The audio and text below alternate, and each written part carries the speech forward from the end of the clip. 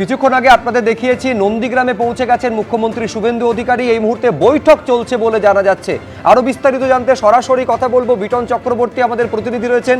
Vuitton, বৈঠক চলছে, কে কে রয়েছেন বৈঠকে, কি নিয়ে বৈঠক চলছে?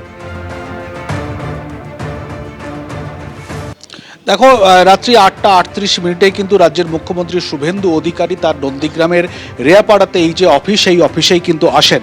এবং কি কারণে বৈঠক তুমি যেরকমভাবে বললে, যেটা আমরা সূত্র মারফত জানতে পেরেছি, তুমি জানো যে ইতিমধ্যেই নন্দীগ্রাম বিধানসভা কেন্দ্র থেকে ইস্তফা দিয়েছেন শুভেন্দু অধিকারী এবং উপনির্বাচন একটি হবে। সেই উপনির্বাচনে প্রার্থী কে হবে সেই নিয়েই কিন্তু মূলত আলোচনা। এবং সেই আলোচনাতে যেরকমভাবে কাঁথির সাংসদ সৌমেন্দু অধিকারী রয়েছেন, নন্দীগ্রামের একাধিক বিজেপির নেতারা তারাও কিন্তু রয়েছেন।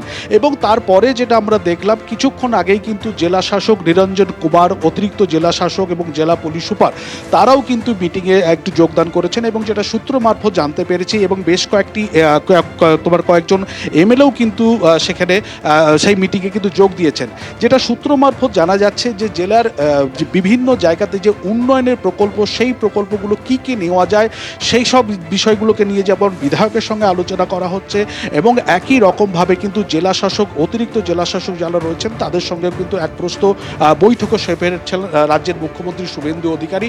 কিছুক্ষণের মধ্যে হয়তো তিনি এখান থেকে বেরোবেন এবং তারপরে পরবর্তীকালে তিনি কিছু বলেন কিনা সেটাই কিন্তু এখন দেখার বিষয়। শুভ্রজিৎ, চলে যাব, মুখ্যমন্ত্রী এসে পৌঁছেছেন। মুখ্যমন্ত্রী শুভেন্দু অধিকারী তিনি এসে পৌঁছেছেন। আপনারা জানেন যে ভবানীপুরের বিধায়ক হিসেবে শপথ নিয়েছেন, নন্দীগ্রামের বিধায়ক থেকে ইস্তফা দিয়েছেন তিনি। ফলে স্বাভাবিকভাবেই নন্দীগ্রামে উপনির্বাচন হবে এবং তা নিয়ে আলোচনা হতে পারে আজকে এই রুদ্ধদ্বার বৈঠকে বলে মনে করা হচ্ছে।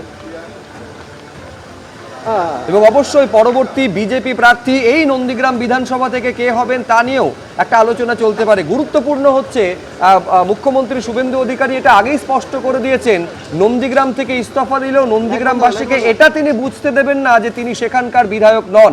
ফলে পরবর্তী যে বাইপোল বা উপনির্বাচন হবে সেখানে বিজেপির তরফে কাকে দাঁড় করানো হবে তা নিয়ে আজকে বৈঠকে আলোচনা হতে পারে বলে মনে করা হচ্ছে। রুদ্ধদ্বার সেই বৈঠক হবে।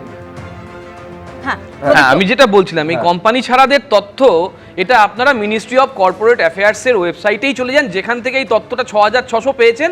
সেখানে দেখবেন ঠিক একই প্রশ্ন করুন, 11 থেকে 25 কত কোম্পানি পশ্চিমবঙ্গে নতুন এসছেন, দেখবেন 1,46,000 ছিল যেটা 2011-এ, সেটা হয়ে গেছে 2,56,000।